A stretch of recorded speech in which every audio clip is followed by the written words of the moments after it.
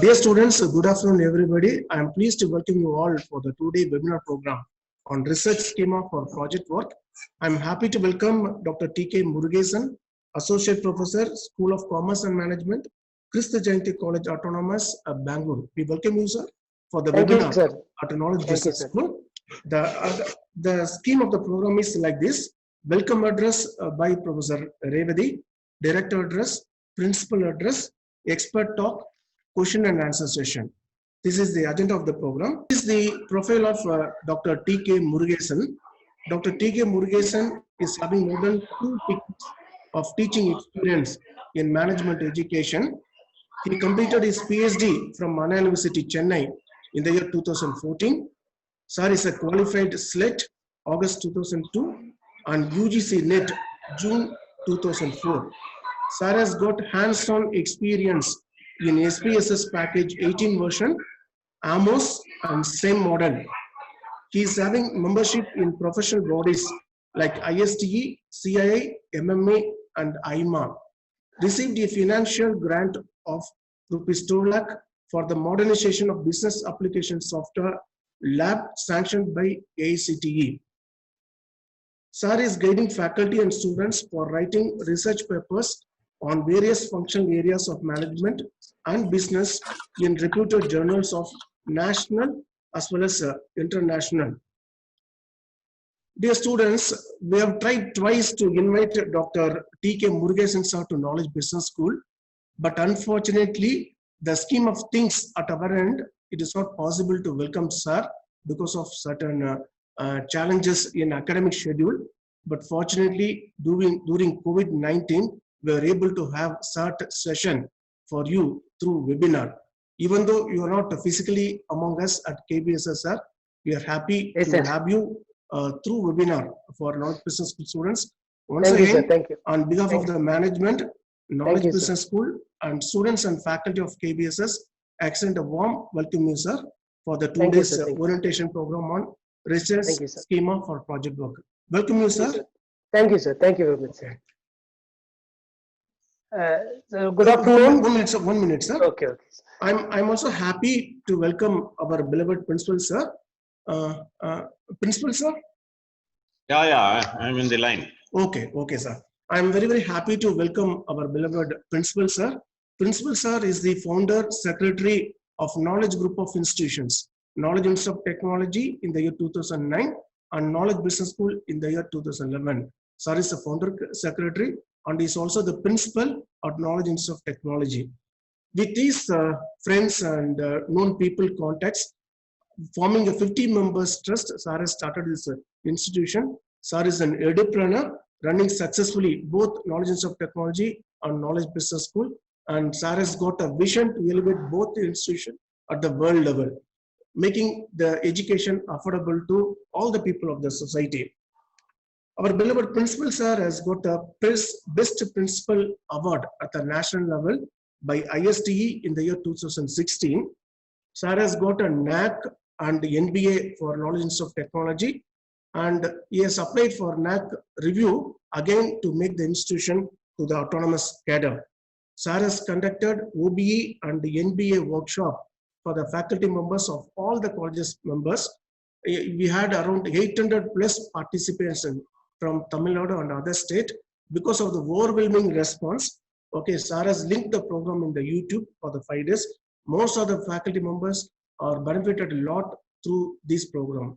We all know that by the year 2022, our institutions, education institutions, has to be accredited with a NAC and NBA to give a quality education. Sir, out of his contribution, he has done such a service to the faculty members of other colleges. Such is the attitude of knowledge sharing among our with our principal, sir. Also, next, Sir has conducted AICTE examination reforms workshop by KIOT faculty. Sir has got his vision of making the other people of the organization, faculty members, to grow to the next level. So in that way, he has given the opportunity to a lot of faculty members to take the session on examination reforms, and it is also very successful one. And next agenda is the e-content workshop. During the COVID-19 times, because of the lockout and because of people distancing. Okay, e-content is apt, and sir is taking initiative for all such things. We are very happy, sir, to welcome you for the webinar at Knowledge Business School for the 2 days. Welcome you, sir, for the webinar. Yeah. Happy to join. Okay, sir. We are interacting with Dr. T.K. Murugesan, sir, for the first time. Sir, Okay, personally, and let me have the responsibility of sharing a few words about a Knowledge Business School for the information Sir. of T.K. Murugesan, sir, because please while continue, sir. we was interacting with the principal, sir, thrice you told that he is working in one of the reputed college. Such a belongingness he have with his college. Okay, in that session, I also, as a faculty of KBSS, duty bound to share a few highlights about Knowledge Business School. Yes, In the last year admissions, 2020 admissions, Knowledge Business School among Coimbatore zone stands at 11th ranking in terms of percentage of seats filled. Similarly, Thank you. in the state of Tamil Nadu, our KBSS stands at 29th ranking in terms of MBA seats admitted, sir. And apart to- from it, we have a visiting faculty from industry, sir. We have a faculty from industry for marketing, handling entire marketing subjects. subjects. We have a paper, Tamil Hindu paper. Every Monday he writes an article, and we also have a chartered accountant dealing with the finance. Apart from it, entire morning we earmark for conceptual learning, and entire Good, sir. afternoon Good, sir. we have a experiential learning, sir. Good, Post good. lunch, our students starts the session with reading the business line newspaper article, so that they Articles, come to know what are the different business concepts, business Okay. terminologies, and events in the business affairs. And Yes, we yes. also have a book review club and lot other event management activities, competitions, and workshops. We all intend to do these things, sir, to stimulate the hidden talent of the students to come to the fore. And we also focus on the conceptual skills of the students, because corporates, they all look for the technical skills of the managerial students, so that they can contribute in the organization and grow Good, to sir. the Good, sir. greater level. We also have a Good. continuous training for the students, and every year we achieve 90% of placements for the MBA students, sir. Good, good, These are sir. the Good, few sir. highlights about Knowledge Business School. My dear students, when it comes to you, these workshops will be very useful for you, because I interact with a lot of KBS students who have gone for interview. Apart from technical questions, suppose you belong to HR and marketing, you belong to marketing and finance, you belong to operations and finance, they ask you questions in the functional areas. Apart from it, they much look into to the project that you have done. What kind of a summer intern that you have done for a month? Have you understood what the organization is all about? Have you understood what the structure is all about? Have you understood how the organization and department coexist to reach the final goal? When it comes to main project, since the year 2017, Anna University have removed other two subjects. They have given only the final project to you. Okay, this project is for 400 marks covering 12 credits. The employers try to understand to what extent you have done a genuine and real project for that matter. Have you really understood the problem of an organization? Are you able to take the survey? Are you able to take the data? And are you able to do the analysis? And what you have contributed to the organization? So you look at the summer intern, employees look at the main project. They also look at what books you have read and things like that. So this session will be very useful for you, very beneficial. So attend the session and take hints and make use to the full extent. Thank you, students. Have a good participation. And over to the principal, sir. I request you, sir, to share a few words. Over to principal, sir. Yeah, thank you, Professor. Thanks to Dr. Murugesan, sir, Thank for you, sir. Thank accepting you, our sir. invitation and interacting with our students. Thank you, Dear sir. friends, just I like to take 3 minutes on significance of this particular workshop or this 2 days program. See, I belong to mechanical engineering. I did research in the area of heat transfer, and I have supervised 15 candidates, and they all got PhD. And at present, I am supervising 3 candidates. and almost examiner for more than 20-25 candidates, and co-guide for another 3 candidates, and thesis reviewer for almost 20 plus students so far. But all my researches are in the area of quantitative research. Quantitative. So we will conduct certain experiments, and we will get some numerical number, and we will plot graphs, and we will interpret the graphs, and we will try to come out with some conclusions. But many cases, sorry, especially in the social science space and management space, most of the experiments are descriptive in nature. Nature. They are all linked with some opinion surveys and feelings, and basically on a Likert scale, we get some data and we try to interpret.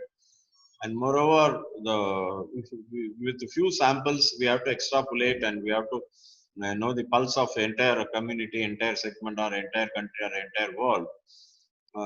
So it is more challenging than the physical experiments in engineering we do.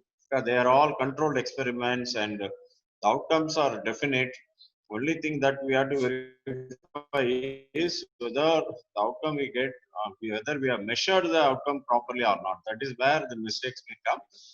And there are certain things called benchmarking experiments. So we call them as benchmarking experiments. First, we will develop an experimental facility and perform the experiment and compare with these benchmark results.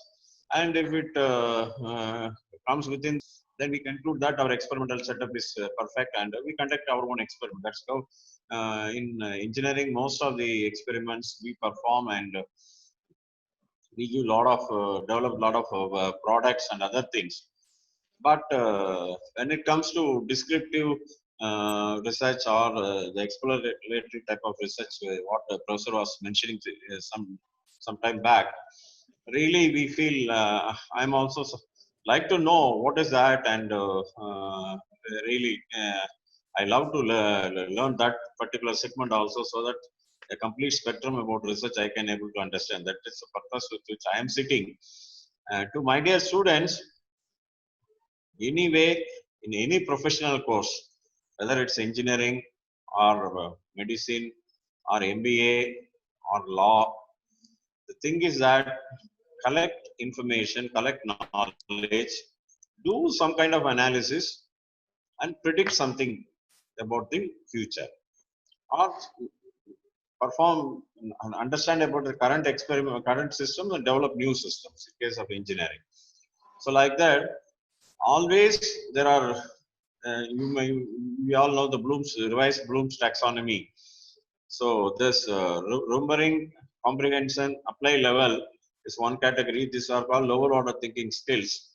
But nowadays, this with the development of artificial intelligence, machine learning, and other things, now this category become low end thinking jobs are being replaced by robots. So we need human beings for higher order thinkings. What is that? Analyze, evaluate, and design. So these are the levels with which. So now Yes, sir. the learning domain and the execution domain has changed from this knowing level to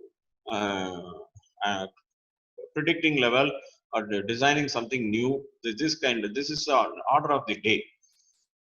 Probably many may not know, there is a software robot called software called Watson. So that has replaced the junior level lawyers in America. In America, it has replaced almost 40% of the lawyers. They are called juniors to senior lawyers. Plus the senior lawyers, they need certain data, and getting them and preparing them and presenting to the senior is the requirement. Now this Watson, IBM's Watson, has doing this job with a voice command by a senior lawyer. So they all lost their jobs. They have to move up on the scale. This is what is happening because of this AI and machine learning in every professional domain. Especially this kind of social science domain, these things are very easily possible. So now, because the current engineering MBA graduates, you have to another 30-40 years you have to serve in the field. So it means this is a beginning of this era. So now, in this context, how to take up a problem for a social problem for a research or a marketing problem for a research, and how to formulate the research problem, convert this physical observation into a real research problem, how to design the experimental to get the data sampling, and so many techniques are there, and you get some do the execution, and whether the execution is correct or not, how to test. So you have a set of data, bunch of data. With that, you have to predict certain things and extrapolate to certain level. So everything becomes very, very important now. This is where the real knowledge of MBA or MBA graduates are required today, rather than low-end tasks. This is how there is a shift in the education system, shift in the marketplace for the need for this higher order requirements. Sure, sir.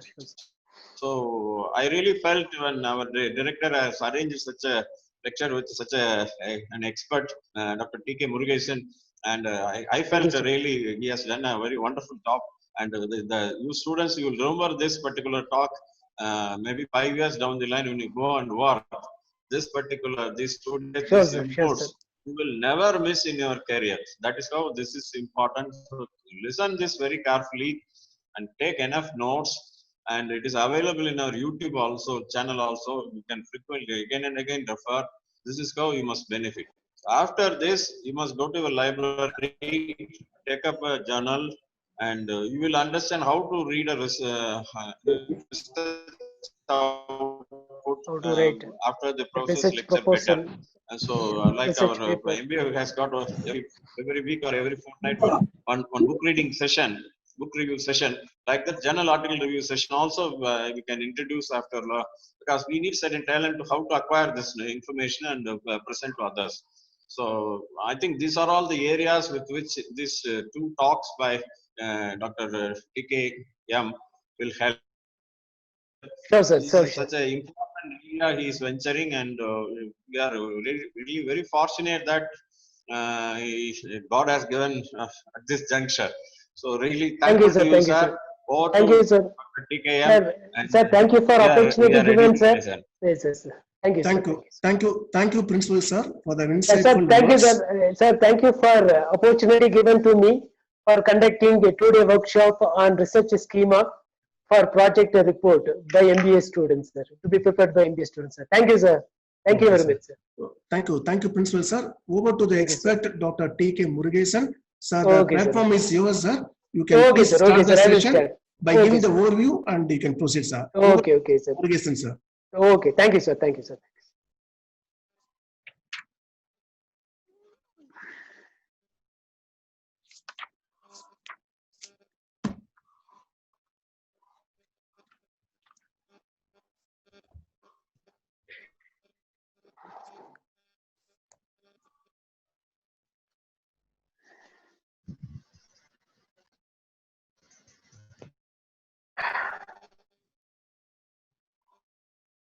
Dear students, good evening to one and all. I thank management, principal, director, Dr. Kodiswaran, and other faculty members of Knowledge Business School, Salem, for providing me an opportunity to conduct 2-day workshop on research scheme for project report to be prepared by MBA students as part of their MBA curriculum. So let me discuss about the research schema. Okay, research framework, research schema, research scheme, all are same. Students, any one of you can say that why the researcher should prepare the research schema? Any one of you? Why the researcher should prepare the research framework, research schema? Students, is it audible? Is it audible? It's audible, sir. Okay, sir. Any one of these students? Professor, you want to continue as interactive mode? Means we can choose 2-3 students, because okay, sir. Okay. Okay, sir. 1 minute. Sir, director, sir. 1 minute. Director, sir. Okay, sir. Yes, sir. I'm listening. Three students, their class representatives, Okay, sir. they can be answerable. Okay, sir. Yeah, 1 second, Okay, sir. okay. 1 second. Professor, you invite the students. Okay, 2 sir. students or 3 students, let them raise the hand. You can Okay, sir. give them unmute opportunity Okay. so that when the professor asks, these people will keep on answering so Okay, that it sir. will be more interactive. Few students, you can raise the hand. I have seen Vashini and Vignesh. They have raised the hand. Yes, sir. Please unmute them. Vashini, Vignesh, Jyoti. Enough, Professor. If you- Okay. Okay. Please unmute them. Yes. So, Jyoti? Now these students, please kindly note, when Yes, the professor asks a question, then you unmute and answer. Answer? After answering, again you mute it, otherwise You there mute will be a it. noise. Noise. Okay. So why the excellent, researcher Professor. needs, okay, why the researcher needs research schema?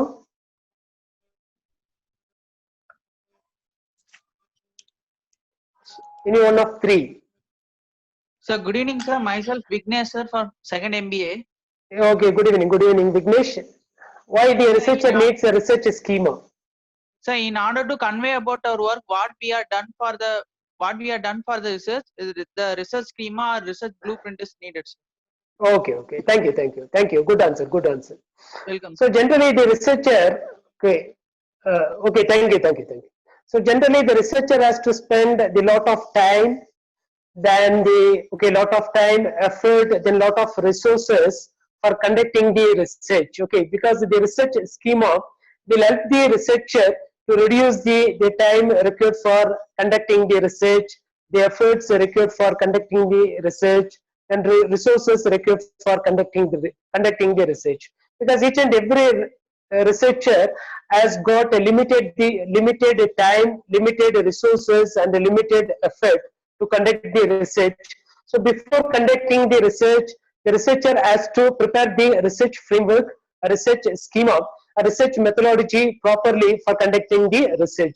So mainly here the research schema, so it is nothing but it is a research framework, or it is the research blueprint for conducting the research project. Okay, so any research will answer the following questions. Okay, if you take any research, if you conduct any research, it must answer the following questions. Okay, the first one is, so what is the study about? Okay, what is the study about? Because here, so why you are conducting this study? Because you need to find the research gap between your study and the studies conducted by the previous researchers. So once you are able to identify the research gap, then it is very easy for you to frame the research statement or research problem for your study.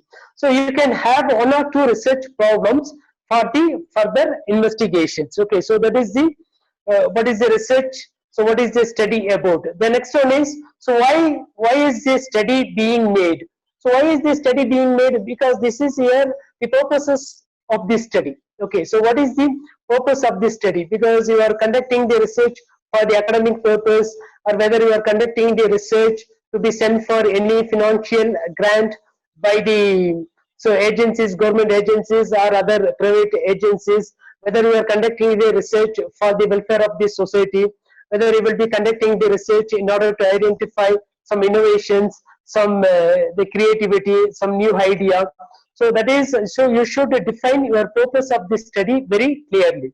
So that is second one. So third one, so where will this study be carried out? Okay, so where you are going to carry out this study? Okay, so you have to determine your target place, you have to determine your target populations, so with whom you can conduct your research properly.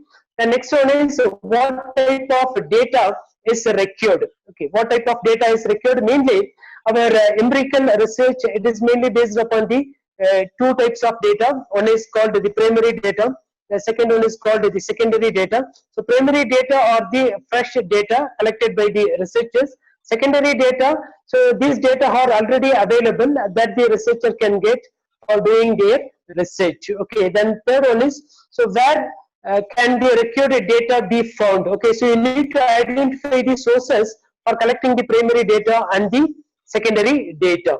Then next one is what periods of time will the study include. Okay, so you should define the period of the study. Okay, so you will be conducting the study for 3 months or 1 year. The period of the study should be mentioned properly. So next one is what will be the sampling design. So sampling design is very important, because so once if you are able to define the sample design, then you will be selecting the samples from the populations for your study. Okay, so that is then what type of the techniques of data collections will be used. Okay, whether you will be using observation, or whether you will be using questionnaire, or you will be using interview schedule, or you will be using case study for collecting the data for your research studies, or any panel discussions. So that the technique need to be defined by the researcher properly. Then how will the data be analyzed? So that is by using some statistical tools and the techniques, how you are going to analyze the data, how you are going to interpret the data, so in the form of graph or in the form of charts, so that the audience can get information about your study properly.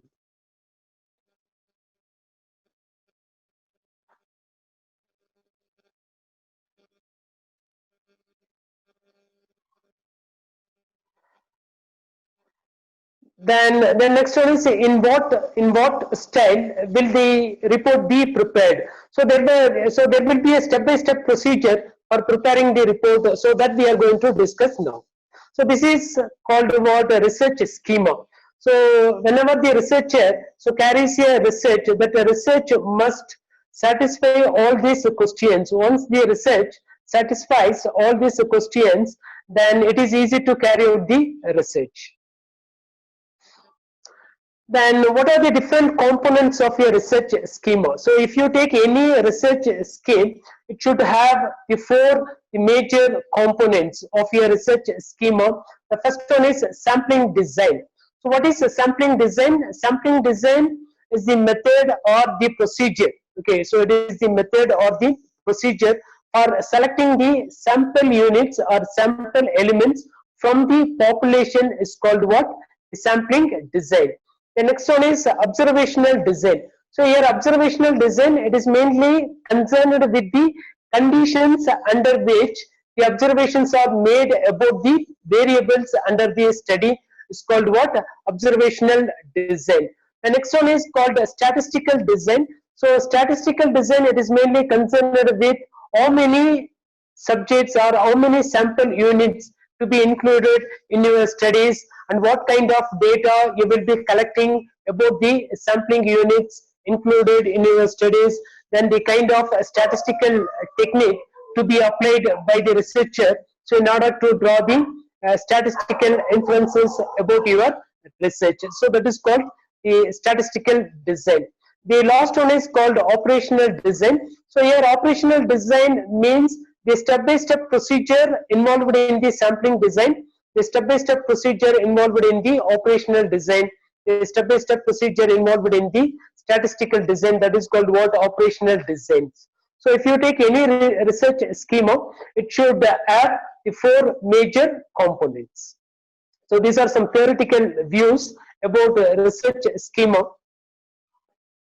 Then okay, now so when students are doing empirical study, okay, because I'm going to discuss about two types of studies generally carried out by MBA students. One is called empirical study by using the questionnaire or the research instrument. Okay, research instrument is called questionnaire. So otherwise it is called schedule. Okay, research schedule. Is there any difference between? So is there a minor difference between the research questionnaire and the research schedule? So there is a difference between the questionnaire and schedule. So can anyone answer what is the difference between questionnaire and schedule? Interview schedule and questionnaire. Mainly that empirical study will be carried out with the help of the research questionnaire or research schedule or interview schedule. So what is the difference between the questionnaire and interview schedule? Any one of you? So what is the difference between interview schedule and a research questionnaire? Is it audible? Is it audible? It's audible, sir. It's Yes, audible. yes. Okay. So any one of you, can you make a distinction between the questionnaire and interview schedule? Because both instruments are used in the empirical study carried out by the MBA students.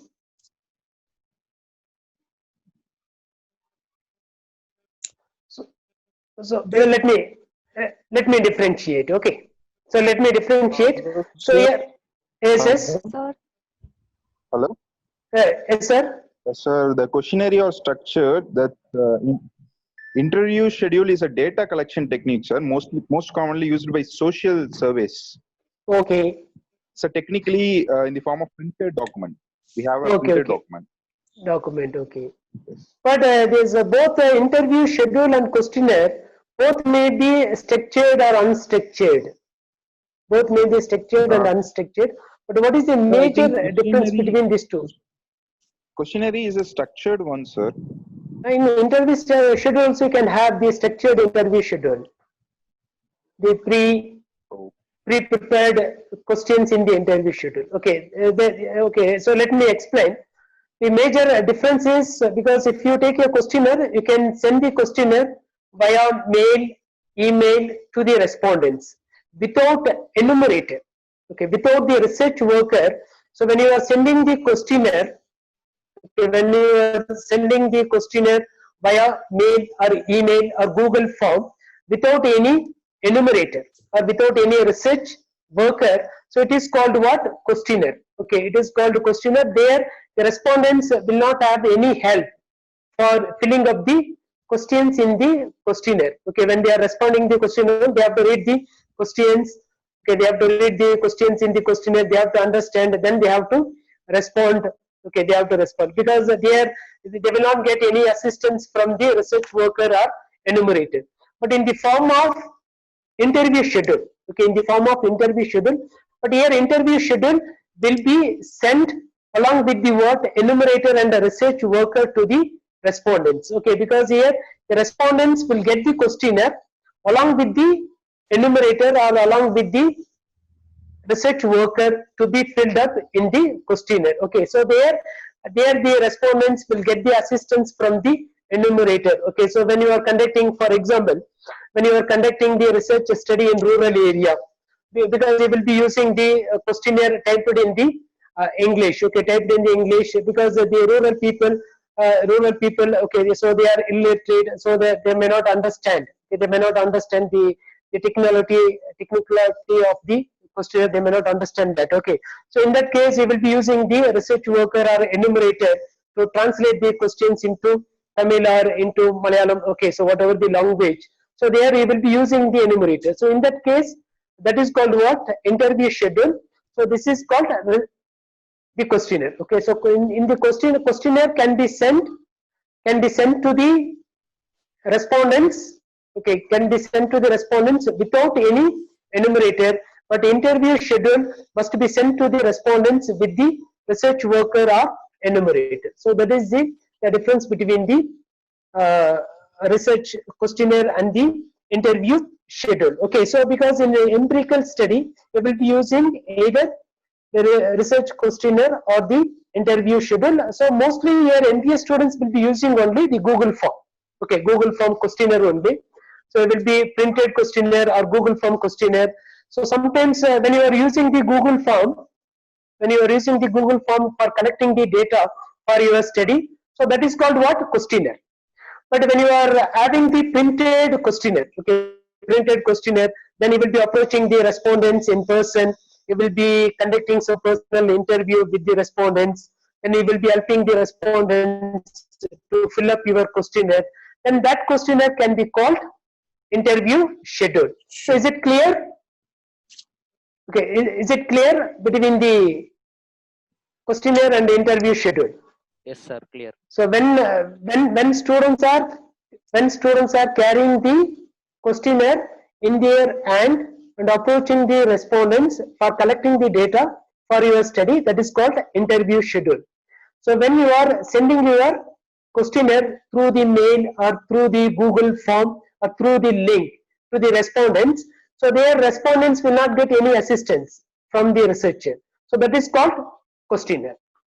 Okay, because for the empirical study, you will be using the questionnaire and the interview schedule for collecting the empirical studies. So when you are preparing the empirical study, your research schema will be like this. Okay, so first you have to write down the introductions about your topic. Okay, introduction about your topic.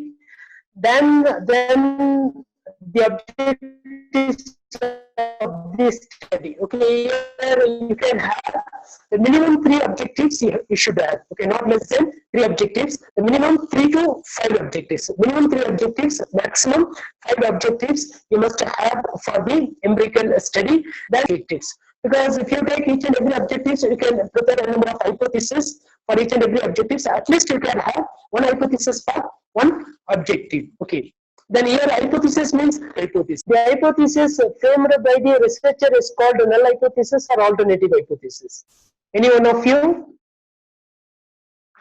So when you are preparing the hypothesis, what do you mean by hypothesis?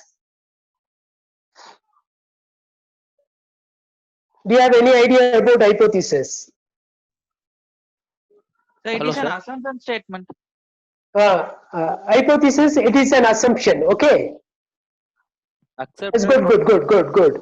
So hypothesis, it is an assumption to be proved or disproved by the researcher, or it is a tentative statement to be proved or disproved by the researcher. Because hypotheses are called tentative, because why? The researchers need to get evidence for the assumptions through their study is called what? The hypothesis.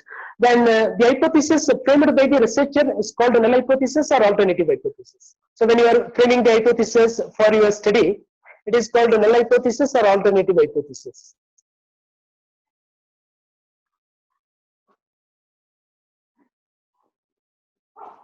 Any one of you? Is it audible, students? Students, is it audible? Audible, sir. Okay. Dear students, please respond. Volunteers, volunteer students, please respond. So if you don't know, please say I don't. Called as null hypothesis. So in your point of view, it is called null hypothesis. Okay. So what do you mean by null hypothesis? So there are 2 groups are there. If 2 groups are same, so there is no significant difference between 2 groups. It's called what? Null hypothesis. Okay, that is called null. So whatever the hypothesis framed by the researcher is called alternative hypothesis, not null hypothesis. Okay. Okay, sir. Okay, so that is whatever the hypothesis framed by the researcher is called alternative hypothesis. Then opposite to the hypothesis framed by the researcher is called what? Null hypothesis. So null hypothesis means so there is no difference between the groups. Okay, 2 groups are same. The 2 groups are same. But alternative hypothesis means 2 groups are trying to prove or disprove through statistical tools or techniques. Okay. Can I say one example? Okay. Can I say one example for the null hypothesis and alternative hypothesis? Okay. For example, so when you are drawing 100 petrol stations from Salem. Okay, 100 petrol stations from Salem. Then you will be estimating the average, the mean price of per liter of petrol. Okay, per liter of petrol in Salem. So this is called, for example, it is assumed to be 72.10, like that you take it. Okay, so this is called what? The sample mean, because you have taken 100 petrol stations from the Salem, then you estimated the average petrol price per liter, the average petrol price per liter for the month of April 2020. Then you calculated, so that average petrol price, So comes around 72.10. So this is called what? One group. Okay. So this is called this sample. Okay. This is called what? The sample mean. Okay. This is called the sample mean. Then based upon the based upon the consumer information. Okay. Based upon the consumer information, the average petrol price per liter. Okay, the average petrol price per liter in all the petrol stations across India. All the petrol stations across India, it's around to be 75.50. So that is called what? Population mean. So this is in Salem. It is called sample mean. So throughout the India, so that is called the population mean. So is there difference between these two? If both are same, that is called a null hypothesis. Sir, for disturbance, sir. Hello, sir. Yes, sir. Sir, hello, sir. Yes, sir. Hello, sir. Yes, sir. Yes, sir. So voice breaking. So voice breaking, sir. A little bit voice breaking is coming, sir. Please, sir. Oh, voice breaking. Now, sir. Yes. Now is it okay? It's okay, sir. Now it is okay. Okay, sir. Okay, sir. Okay, okay. So that is called what? So null hypothesis means both groups are same. That is what the sample mean and the population mean both are same. That is called null hypothesis. Is there any difference? That is called what? Alternative hypothesis. Generally, whatever the hypothesis framed by the researcher is called alternative hypothesis, not the null hypothesis. But the researcher is trying to prove or disprove the alternative hypothesis, not the null hypothesis. The next one is, so is it audible? Any break of voice? Sir, is it audible? Sir, audible, sir. There is some break of voices happening, sir. No, sir. No continuity, sir. Some break is there. Okay.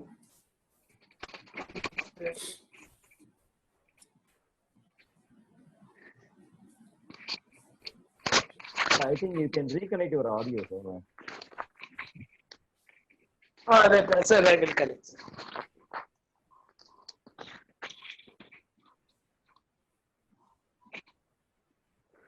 So now it is okay. Is it audible?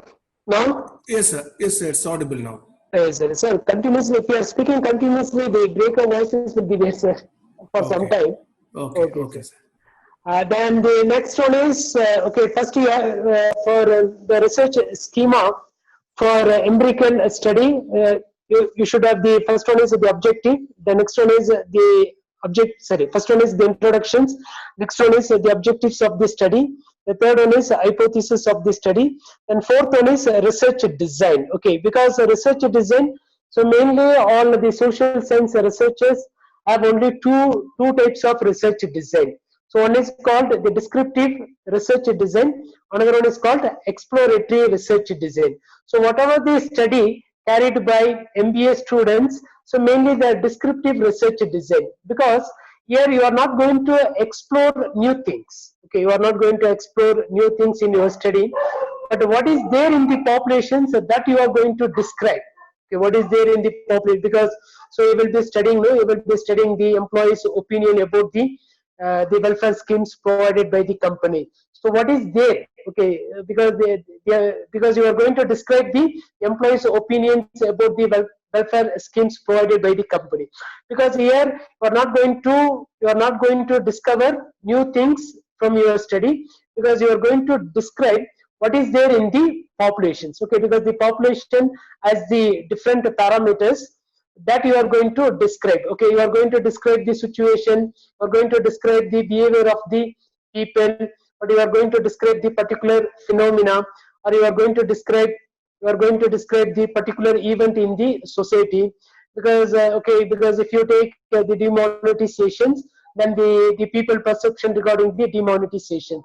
So you are going to describe the people perception regarding the demonetizations. Okay, you are not going to explore new things. Okay, you are going to describe what is there in the populations. So generally the MBA students will be doing that only. Okay, so exploratory study you will not be doing, only the descriptive study you will be doing. Okay, so that is the research design. So that is a descriptive study. Okay, so if you take any the financial studies, that is what the working capital. Okay, so that is the impact of, okay, the impact of when you want to take a study in finance area. So that is the profitability, the impact of the profitability on the shareholding of the shareholders. Okay, always. So you are going to describe what is there in the, okay, so what is there in the data, but you are not going to explore new things for the study. Okay, so that is like that, the impact of demonetizations on the financial performance of the company. So you are going to describe what is there, but you are not going to explore new things under the study. Okay, so that is research design. The research design useful for your study, you can say that a descriptive study. Okay, then the methods of data collections for empirical study. So you will be, because I told you that you will be using either the questionnaire or the interview schedule for collecting the primary data. Then the methods of data collections for the empirical study will be the primary method. Then you need to, okay, you need to explain what are the sources of the primary data. Okay, the sources of the primary data are the fresh data collected through the questionnaire or the interview schedule. Then next one is you have to define the populations. Okay, so the populations may be, okay, so you may have the finite populations or infinite populations, so that you have to define properly. So because when you are using, no, okay, because if your study is so based upon the non-probability sampling technique or the probability sampling technique, because for selecting the samples you will be using the sampling technique. Sometimes you will be using the probability sampling technique, and sometimes you will be using the non-probability sampling techniques. So when you are using the non-probability sampling technique, for example, the convenience sampling technique, so your population must be infinite. Okay, your population must be infinite. But when you are using the probability sampling technique, okay, the probability sampling technique, your population must be finite. Okay, so that you have to keep in your mind for determining your populations. So that is what, so whether okay, so you are conducting the research, then the populations for your research is finite populations or the infinite populations. So for example, the COVID cases in Chennai, is it your finite populations or infinite populations? Finite populations. Then the COVID cases, okay, the COVID cases across the world, it is finite populations or infinite populations? The finite populations. Or asymptomatic, okay, asymptomatic people, so across the world, so it is finite populations or infinite populations? So that is infinite populations. So that is like that. So you have to define your populations, whether your population is finite or infinite. Then the sampling frame.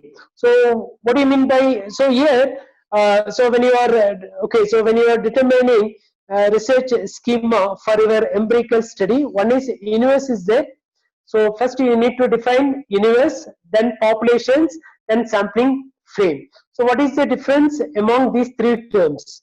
So universe means, so universe, the complete list of all the items or elements in the populations, or the complete list of all the items or all the elements in the field of research inquiry. Okay, in the field of research inquiry is called universe. So you can say that the COVID, that the number of people affected by COVID-19 across the world is called what? Universe. Then next one is the population. Okay, here the population means a list of elements. Okay, a list of elements or a list of items. Okay, a list of elements or a list of items for which the researcher has a desire to collect the information or to collect the data is called what? The populations. So here you can say that, so you would like to collect the data regarding the people who got affected by COVID-19 in Chennai, or COVID-19 in Delhi or Chennai or in India. So that is called what? The populations. The third one is called sampling frame. So here the sampling frame, so it is a complete list of elements or the items in the populations from which the samples are drawn. Okay, from which the samples are drawn. Okay, so for example, so when you are taking Chennai, the people who got affected by COVID, no, so you cannot cover whole Chennai. Okay, you cannot cover whole Chennai. So you will be covering the Coimbatore market. The Coimbatore market for testing how many people got affected by the COVID-19. So that is called what? Sampling frame. So dear students, so you need to know the difference between what is universe, what is populations, what is sampling frame. So the next one is called the sampling technique. Okay, because you have got, so in order to select samples from the populations. Is it audible, sir? Is there any break of voice? What is friend? Is it audible? Is Yes, there sir, any audible. break of voice? Audible, sir. Audible, sir. Audible? Audible, sir. No, Yes, Okay, sir. no break no of break. voice? Yes, sir. Okay, Audible, okay, sir. okay, thank you. No, sir. Then, No, sir. okay, sir. Okay, sir. Thank you, sir. Then the next one is called the sampling technique.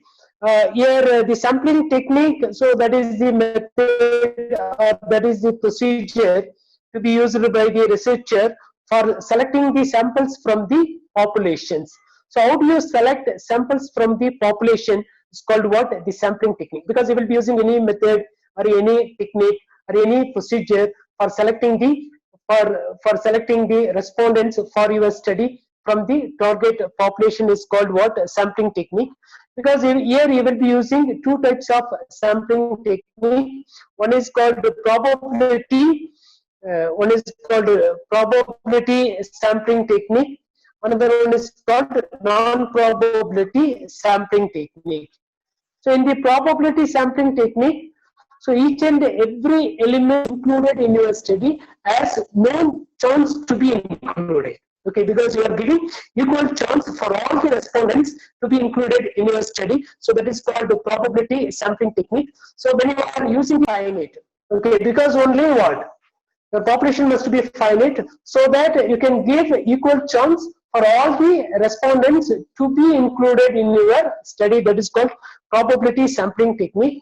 But non-probability sampling technique, here the researcher is not going to give equal chance for all the sample elements, for all the respondents to be included in your studies. So maybe the population is infinite, so you can go for, if the population is finite, you can go for probability sampling technique or random sampling technique. If the population is infinite, okay, because you are not able to define the population. If the population is infinite, then you can go for non-probability sampling technique. Okay, so mostly students will be using what?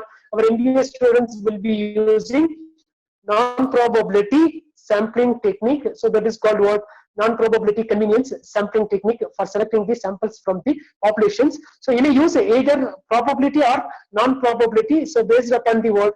Based upon the populations, based upon the characteristics of the populations, based upon the availability of the populations, or based upon the based upon the based upon the purpose and objectives of your study. Okay. Then the next one is called the sample size. So is there any procedure for selecting the sample size from the populations? So that I will tell you. So there are the procedure is there for selecting the samples from the populations. So whether you may use the probability or non-probability, is there the simple procedure for selecting the sample size from the populations? Because how do you determine the sample size? How do you determine the sample size when you are selecting from the populations? Because this is not a magic figure, because you need to have a systematic procedure for selecting the samples from the populations that we will discuss later. Now, the next one is the statistical tools used for this study. So you may use either the parametric test, non-parametric test, so in order to draw the statistical inferences so about your hypothesis. Okay, so when you are framing the hypothesis, I think that students are framing the hypothesis for the both empirical study and analytical study. So when you are framing the hypothesis for your studies, the hypothesis must be tested and proved through the statistical techniques. So without using the statistical techniques, you should not prove or disprove your hypothesis. So you must use at least 2 or 3 statistical techniques to be used for proving or disproving your hypothesis. Then you can use a t-test, then z-test, chi-square test, ANOVA factor analysis, then the correlations, then regressions, simple regression analysis you can use, multiple regression analysis you can use, then the correlation you can use, ANOVA you can use, MANOVA you can use, then factor analysis you can use, factor analysis, conjoint analysis. There are so many techniques, both parametric and non-parametric. So many techniques are available. So you can use the appropriate statistical techniques. So based upon your hypothesis only, based upon your hypothesis, based upon your objectives of the studies, you can use the statistical techniques. Then you need to define the limitations of the study, because so each and every study conducted by the researcher, it has the limitations. So that must be given. The limitations must be properly spelled out in your study. So this is the general format or the general research schema for empirical study. So that is mainly those students who are using the questionnaire or interview schedule for collecting the primary data. Just you can follow this procedure.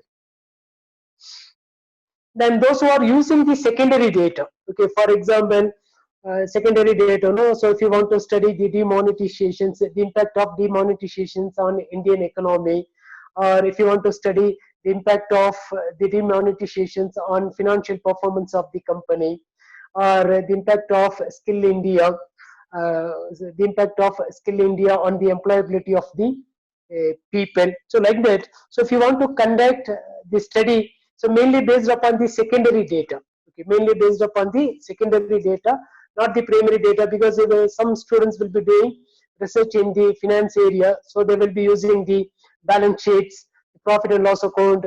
So they will be using company accounts, profit and loss account, balance sheet, income statement, and cash flow statement, fund flow statement, or they will be collecting data from the stock market for analyzing the share price movements, everything. These are based upon the secondary data, share price movements, then the financial performance of the stocks. So they will be using the secondary data. Then students are using the secondary data for doing your research.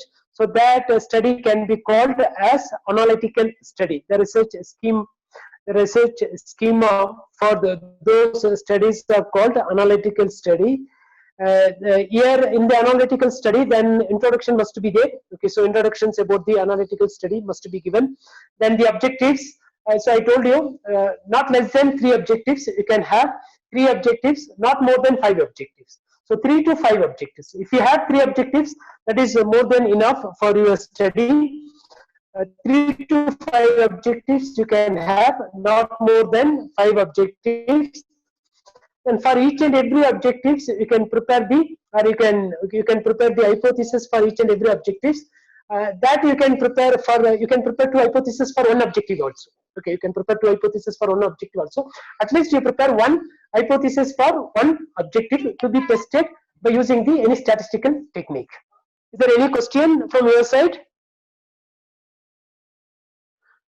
So let me complete this first, then I will come for question sections. Then the research design, here the research design is analytical research. Otherwise you can also say that quantitative research. So mainly that MBA students will be doing empirical research one type by using the questionnaire. By using the secondary data, they will be doing the study. So that is called analytical study. Otherwise quantitative study. You can also say analytical study or desk research or quantitative research, like that. Here the methods of data collections. So mainly that secondary method. Then the sources of data. The sources of secondary data, and audited financial statements of the company, any websites that you will be using, any links you will be using for collecting the data, then any URL you will be using, census, census or any other company's report you will be using your study. So that is called the sources for secondary data. The next one is the analytical tools and the technical tools and fundamental tools you need to define here, because so here those students who are doing research, empirical research, those students who are doing empirical research, they can say that the instrument used for collecting the data, so they can say that questionnaire or the interview schedule they will be using for collecting the data. But in your case, because you will be using the secondary data, So how are you going to analyze the secondary data? Okay, so that is very, very important. So how are you going to analyze the secondary data? Sometimes you will not be preparing the hypothesis also. So under this study. So for that you need to define the any analytical tools or technical tools or financial indicators. So for example, when you are doing research in the financial area, financial ratios need to be explained properly. So what are the financial ratios you will be using for analyzing the financial performance of the company, or otherwise any trend, okay, any trend that is so some techniques, okay, as per your research objectives. So you can use some techniques, some technical indicators. Okay, technical indicators, you can say that some technical indicators. Okay, so when you are doing a finance project, no, when you are doing a finance project, the ratio analysis or the value added methods. Okay, so all this you can use it for analytical tools, technical tools, fundamental tools. Simple moving average you can use for identifying the trend. So you can use a simple moving average, 5 months moving average, 10 months moving average, then exponential moving average, then least square method, okay, least square method for identifying the trend, then they all ratios, then any other financial indicators. Okay, so all you can use it here. And the period of study, you should define the period of study properly. For the analytical study, your period of study will be the 5 years, okay, because when you are doing any research analysis, no, that is in in ratio analysis or in finance project. So you will be conducting this study for 5 years period or 10 years period, 20 years period. And how many companies you will be selecting, the sample size, the number of companies or the number of shares to be included in your study, the number of companies to be included in your studies, the sample size need to be defined. So they are also empirical study, so they will be defining how many respondents, that is the sample size. But here the number of companies or the number of scripts or number of number of stocks to be selected, so that has to be defined here. Then the statistical tools used for this study, so that is here. So how do you select the statistical tools for the analytical studies? Not based upon the analytical tools or technical tools or fundamental tools, based upon the the hypothesis you framed. Okay, so whatever the hypothesis you framed for your study, so for that you can use the statistical tools used for the study. So here also you have the limitations, because this study is based upon the secondary data, not the fresh data. Here also you have the inherent limitations of the analytical tools. All those limitations can be described here. Sir, can I stop at 4:30? Director, sir? Yes, sir. Can I stop at 4:30? Okay, sir. Okay. I leave it to you, sir. I leave it to you. Okay, sir. Then then the next one is the sampling design that already I told you. So sampling design means, so that is the procedure for selecting the samples from the population. So there is a systematic and a definite procedure is there for selecting the samples from the populations. Okay, then if you take any, okay, so these are the good characteristics of a good sample. So first one is, whatever the sample you have selected from the population must be representative of the population. The next one is, the sample selected from the population must have the accuracy. Okay, must have the accuracy, and the reliability will be there, and the validity must be there. Then the sample size, okay, here you should not have the large sample size than the small sample size. Okay, your sample size must be appropriate, should not be large enough, it should not be small enough to conduct your research, it should be appropriate. So simply you can say that for MBA students, you should have sample size more than 100. Okay, why we should have more than 100 sample size for your answer? Why more than 100? Why more than 100, not less than 100? So if your sample size is more than 100, then statistically your research is valid or your research is reliable. Why more than 100, not less than 100? because when you are testing the hypothesis, you need to have the cross tabulations. Okay, in the cross tabulations, you will be having number of rows and the number of columns. Okay, so you will be having the number of rows and number of columns, but each and every cell, okay, each and every cell representing the row and representing the column must have more than 5. Okay, must have more than 5 in number. Okay, must have more than 5 in number. For example, if you take some 3 rows are there, 5 columns are there. Okay, so 3 rows and 5 columns, you will be having 15 cells. Okay, 15 cells, and each cell must have at least 5. And 15 cells into 5, then 500. Okay, 750. So that's why you must have more than 100. Your sample size must be more than 100, not less than 100.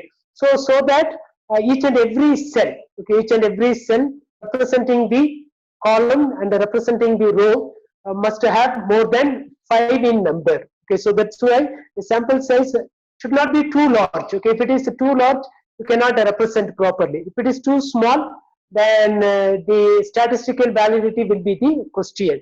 So it should be appropriate. So I will tell you how to draw the sample from the population. So here, so I told you already.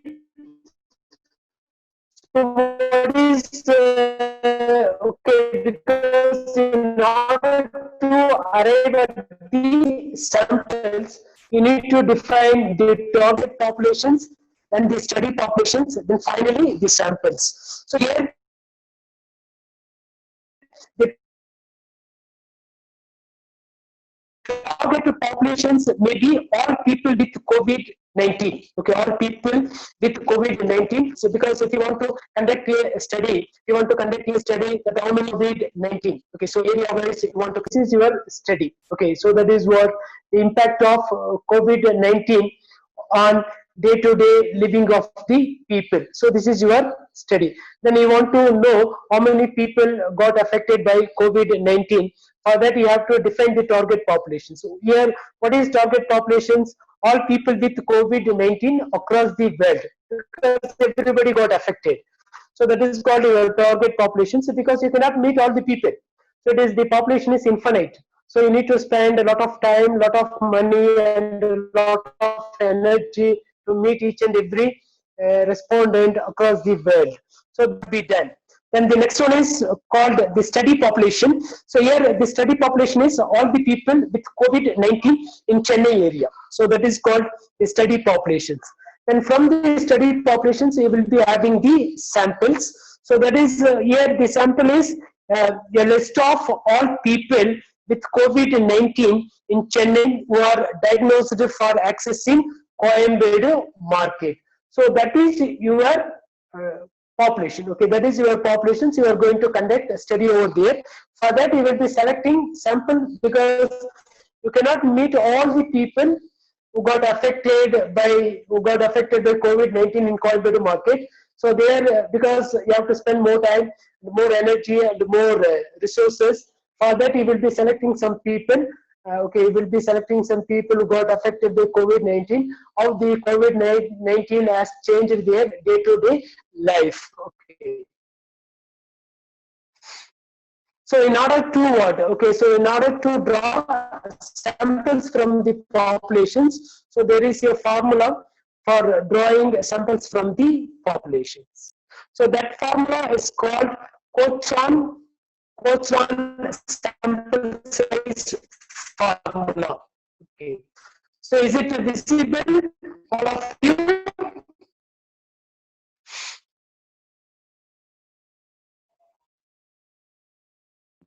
Is it Hello, visible? Sir, a little bit voice breaking, sir. Sorry, sir. Hello. Sir, can you able to hear me, sir?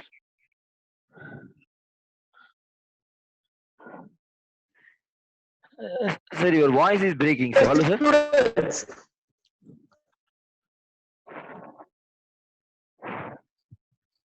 Oh, okay.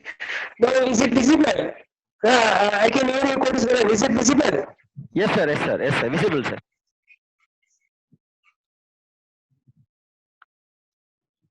Sir, it's clearly visible, sir. Yes, sir. Hello,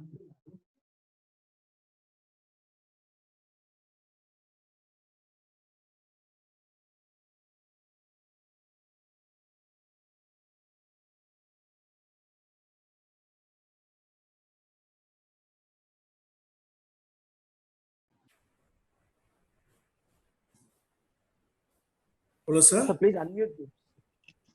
Sir, yours mute, sir. Please unmute, sir. Sir, Dr. TKM, sir. Dr. TKM, sir, yours unmute, sir. Please.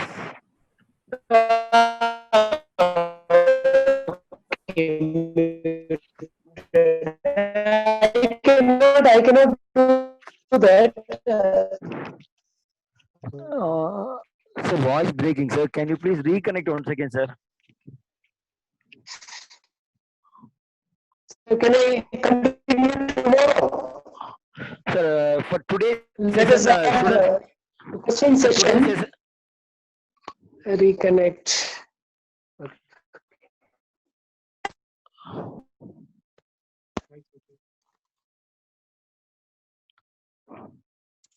Yes.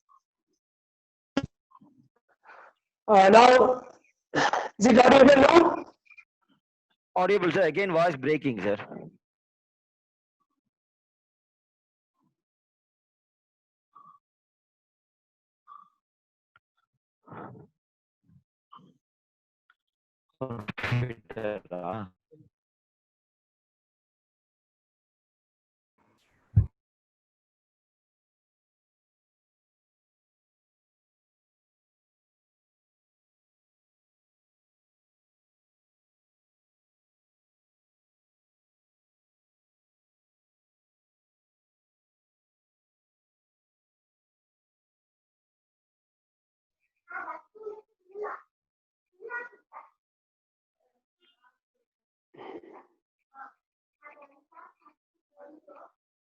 Okay, dear students, any questions?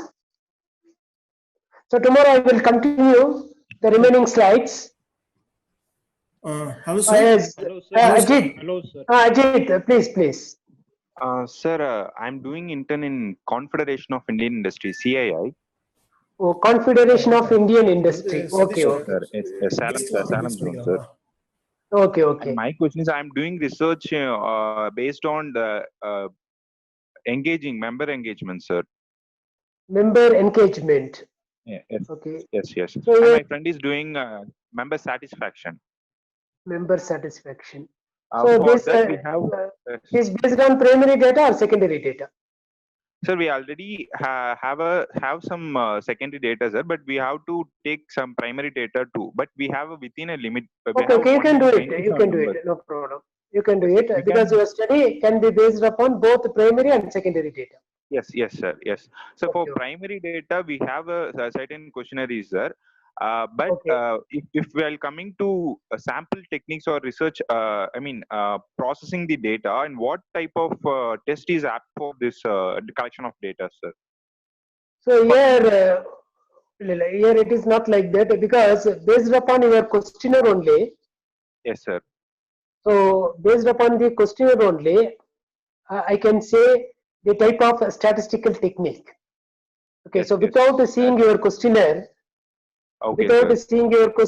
I cannot recommend any statistical tool. Okay, sir. For your questionnaire.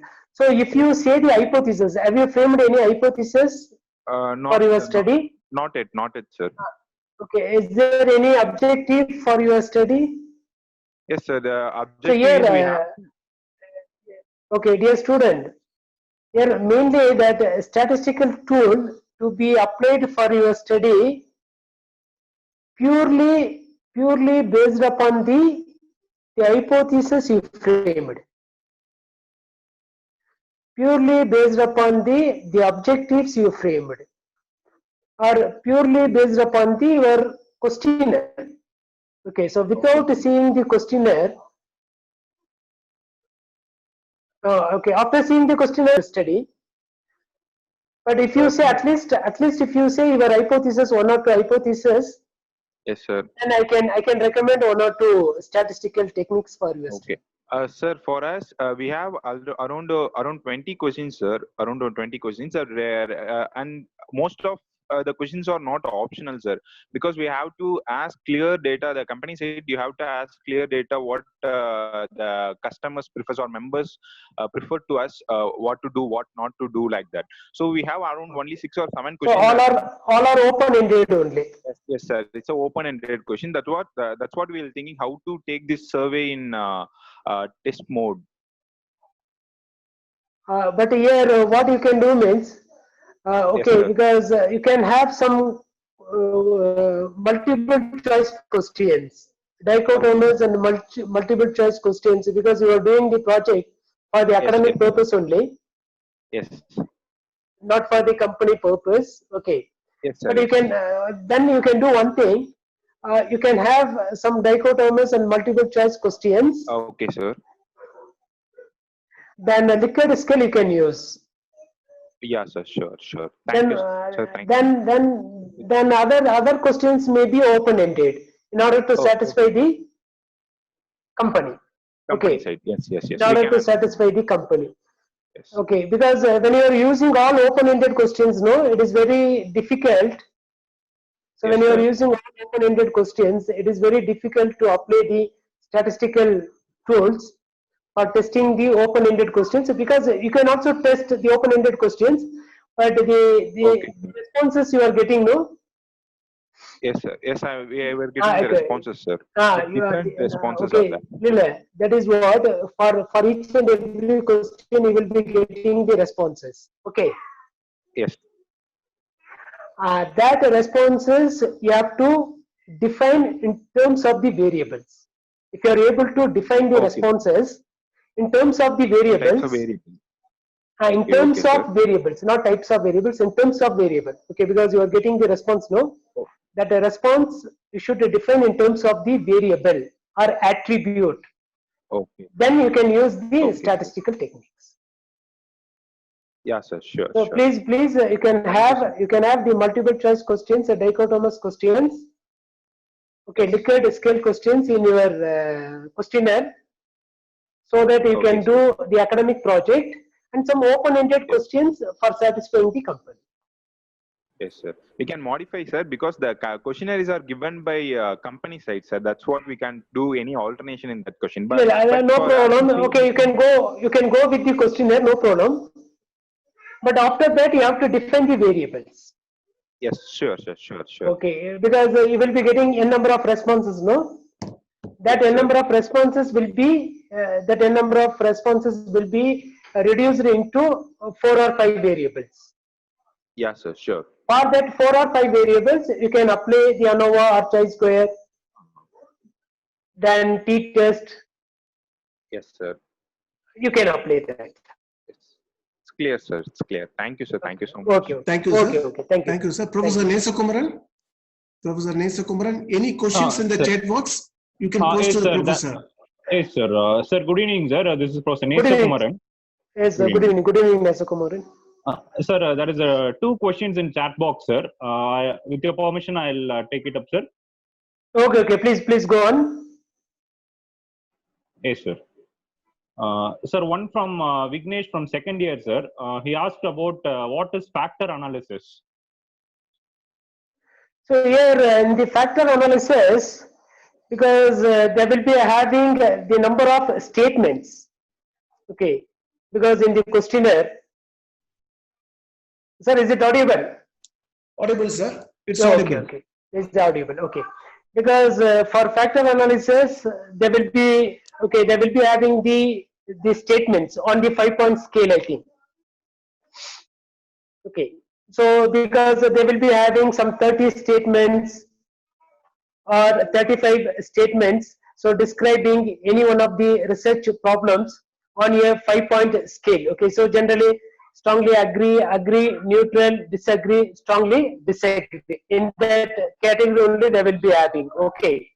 Because here, in order to identify, the correlation between the different statements, so that can be reduced under few factors. okay, that can be reduced under few factors, the factor analysis will be very helpful. Okay, because if, for example, if your questionnaire has some 30 statements, okay, the questionnaire has some 30 statements, because some statements are overlapping each other or correlating each other. When you are using the factor analysis, the factor analysis will correlate those statements under one factor, then correlate other statements under second factor, third factor, fourth factor, like that. Okay, because all the 30 statements will be reduced into 2 or 3 factors. So based upon the covariance and the correlation existing between the statements used by the students, then here the factor analysis will not name the factor, because the student the students have to read these statements under each and every factor. So based upon the nature of the statements under each and every factor, the students have to label and name the factors. So simply you can say that the reduction of number of statements into few unrelated factors, few uncorrelated factor, is called factor analysis. So got it, sir? Is it clear? Yes, sir. We got it, sir. Thank you, sir. And Okay, one more so question that is you there, cannot sir. do manually. The factor analysis you cannot do manually because it is time consuming. You have to use the SPSS for doing the factor analysis. Yes. Fine, sir. One more question is there, sir, from first year student, Shushmita. Yes. She asked Yes, about, sir, yes, sir. Please, sir. yes. Sir, please share your idea on nature of elements to be listed on sampling frame. Whether sampling must satisfy certain conditions or it can be chosen in a random manner. So that is a question she asked, sir. Whether sampling must satisfy certain conditions or it can be chosen in a random manner in a research. Actually, whatever the samples you have taken from the population, so I told you two procedure. Okay, I told you two procedure. One is the random sampling. Another one is non-random sampling. Okay, so in random sampling, each and every sample element included in your study has the known chance to be included. But in non-random sampling, but you are not giving equal importance to all the samples included in your study, because whatever the samples, okay, whatever the samples you are drawing from the population must be representative of the population. Otherwise, your study will become futile. Okay, the samples selected from the population must be representative of the population, because the samples you have selected from the population must define the population parameters or population characteristics. Okay, but how are you going to select the samples from the population? You have two methods. One is you can give equal chance for all the respondents in your populations. Okay, so another one is you can select the samples conveniently. Okay, you can select the samples conveniently. One is you can select the sample conveniently. Another, so there what you will be doing means you are not giving equal importance for all the respondents included in your study. But in random sampling, you are giving importance for, or you are giving chance. Okay, importance means you are giving chance for all the samples included in your study. But in non-random sampling, you are not giving equal chance for all the samples included in your study. But whatever whether you apply random sampling or non-random sampling or selecting the samples from the population, that sample must satisfy the population parameters or population characteristics. So otherwise the study is of no use. Okay, the samples taken from the why you have taken samples from the populations? To determine the parameters of the population, to determine the characteristics of the populations only, you have taken samples from the populations. For selecting the samples from the populations, you have got two discretions. One is you are giving equal chance for all the elements to be included in your studies. Another one is you are not giving equal chance for all the elements to be included in your study. So that is depends upon the researcher. So you can choose either probability or non-probability. So that is also based upon your objective of the study. But it must represent the population characteristics. Otherwise, no use for conducting this study. Is it clear? Yes, sir. Yes, sir. We got your input, sir. Yes, sir. Okay, okay. Sir, one more question, sir. So Yes, sir, from yes, sir. second MBA Vignesh, sir, when we are doing a market survey, is it preferably to fix research design before the data collection or else after the data collection? No, before the data collection only, not after the data collection. So before the data collection only, so you have to fix the research design.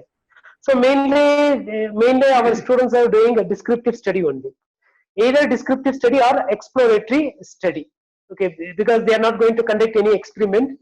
They can conduct either descriptive study or exploratory study. Mainly our students are doing a descriptive study. Before collecting the data, you should design your research design. Okay, you should do your research design before collecting the data, not after collecting the data. So mainly you can say your study is descriptive in nature. So generally because they are going to describe the characteristics of the populations, or they are going to describe any phenomenon of research interest. Okay, because they are not going to explore new things over there. Okay, so that is the research design must be made before the collection of the data, not after the collection of the, because so based upon the research design only, whether your study is based upon the primary data or secondary data, so how you will be collecting the data, how you will be analyzing the data. So all this research design will help you. Thank you, sir. Nesubran, Thank you for answer. Nesubran, any other questions from students? Sir, that's all, sir. In chat box, no other questions, sir. Okay. Dear students, if you're having any questions, please raise your hand. We'll be unmuting you so that you can ask your doubts. There's no question from audience, Okay. sir. From Okay. student side, sir. Okay, Yes. Okay. sir. So dear sir, Sir. students have no questions Sir. as of now, sir. Thanks a lot Okay, for your okay, session, sir. sir. Okay, sir. Very insightful, simple, Thank you, sir. Thank you, understandable. sir. Happy a lot, sir, for your session. Okay, sir. Thank you. Okay, Sir. sir. We'll meet Thank you, sir. tomorrow Thank you, to sir. 3 o'clock for the further session, sir. Tomorrow at the same time, sir. Okay, sir. Okay, okay, sir. Okay, So sir. tomorrow I will be okay. So I will be discussing about so how to draw samples from the populations. Mhm. So there will be formula for drawing samples from the populations. Okay, sir. Thank you, sir. Okay. Thank you very much. Thanks a lot, sir. Thank you very much. Thank you, Thank you. students. Thank you, sir. Thank you, sir. Thank you, students. Thank you. Thank you, sir. Thank you, sir. Host will lead the meeting. Thank you. Yes, sir.